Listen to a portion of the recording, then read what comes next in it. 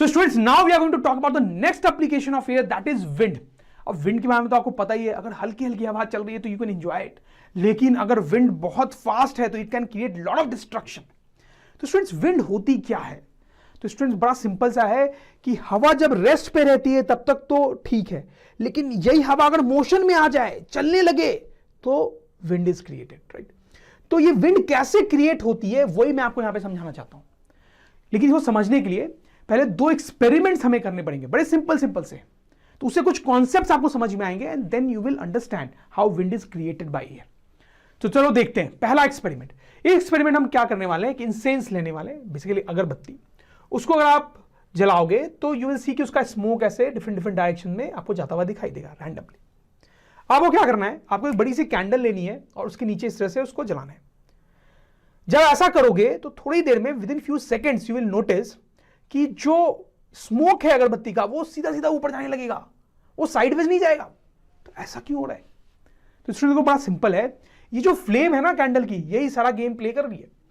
ये जो है ये बड़ी हॉट है, मतलब गर्म है ना, ये तो फ्लेम है तो इट इज हॉट. तो उसके सराउंडिंग में जो हवा है वो भी गर्म हो जाएगी. अब देखो क्या होता है कि गर्म हवा की, हॉट एयर की ऐसी प्रॉपर्टी होती है कि इट राइजेस स्ट्रेट अप, ऊपर की तरफ जाने की प्रॉपर्टी होती है उसकी. तो ये सराउंडिंग की जो एयर है वो स्ट्रेट ऊपर जाना शुरू होगी, और जब ये स्ट्रेट ऊपर जाएगी तो क्लियरली ये जो इंसेंस या अगरबत्ती का जो स्मोक है उसको भी अपने साथ साथ ऊपर ही ले जाएगी, राइट. इसलिए आपको ऐसा दिखाई दे रहा था. तो ये था हमारा छोटा सा एक्सपेरिमेंट. तो इस एक्सपेरिमेंट से हमने क्या समझा? हमने ये समझा कि हॉट एयर राइजेस अप, गर्म हवा जो है ऊपर की तरफ जाती है. That is the conclusion from this experiment, right. अब एक और एक्सपेरिमेंट करेंगे. क्या आपको पता है आप अपने कोर्स के animated video lectures, revision notes, test paper and study material drone study की वेबसाइट पे जाके परचेज करके पढ़ाई कर सकते हैं. डिस्क्रिप्शन में दी गई लिंक पे तुरंत क्लिक करके रजिस्टर करें और एनिमेटेड वीडियो लेक्चर्स का फुल एक्सेस पाएं. तो ये भी बड़ा सिंपल सा एक्सपेरिमेंट है. इसमें आपको क्या करना है, you have to take 2 beakers like this, ठीक है.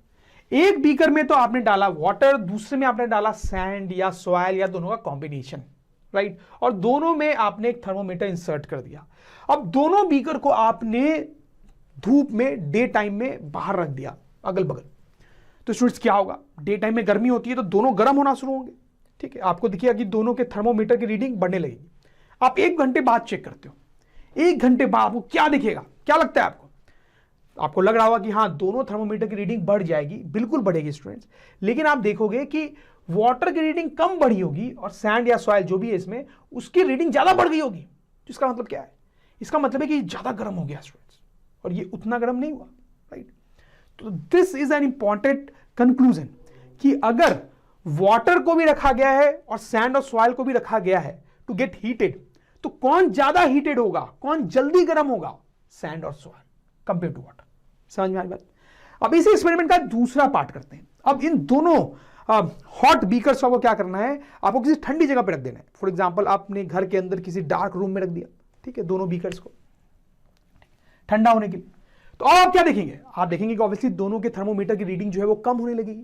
तो 1 घंटे बाद आप चेक करेंगे तो क्या मिलेगा आपको स्टूडेंट्स? वंस अगेन आपको ऐसा मिलेगा कि जो सैंड या सॉइल था उसका टेम्परेचर ज्यादा कम हो गया होगा. कम तो वाटर का भी हुआ होगा लेकिन उतना कम नहीं हुआ होगा. समझ लो बात को? तो इससे ये समझ में आता है कि अगर हम ठंडा करना चाह रहे हैं तो सैंड या सॉइल जो है वो जल्दी ठंडा होती है. तो पॉइंट नोट करेंगे, जब गर्म करना चाह रहे थे तो कौन जल्दी गर्म हो रहा था? सैंड या सॉइल जल्दी गर्म भी हो जाती है और वही चीज जल्दी ठंडी भी हो जाती है. This is a very important conclusion from this experiment, ठीक है, कि सैंड और सॉइल जल्दी गर्म भी होगा और जल्दी ठंडा भी होगा. I hope you get this. तो इसको लिख भी लेते हैं, सैंड और soil gets hotter than water in same amount of time. वैसे नहीं सकते कि सैंड और soil gets cooler than water in same amount of time. Fine. Dear students, hope इस वीडियो से आपके कॉन्सेप्ट क्लियर हो गए होंगे. क्या आपको पता है आप अपने कोर्स के animated video lectures, revision notes, test paper and study material drone study की वेबसाइट पे जाके परचेज करके पढ़ाई कर सकते हैं. डिस्क्रिप्शन में दी गई लिंक पे तुरंत क्लिक करके रजिस्टर करें और एनिमेटेड वीडियो लेक्चर्स का फुल एक्सेस पाएं. और हाँ, हमारे चैनल को सब्सक्राइब करना ना भूलें. चैनल को सब्सक्राइब कीजिए ताकि फ्यूचर वीडियो अपडेट्स आपको हमेशा मिलते रहे.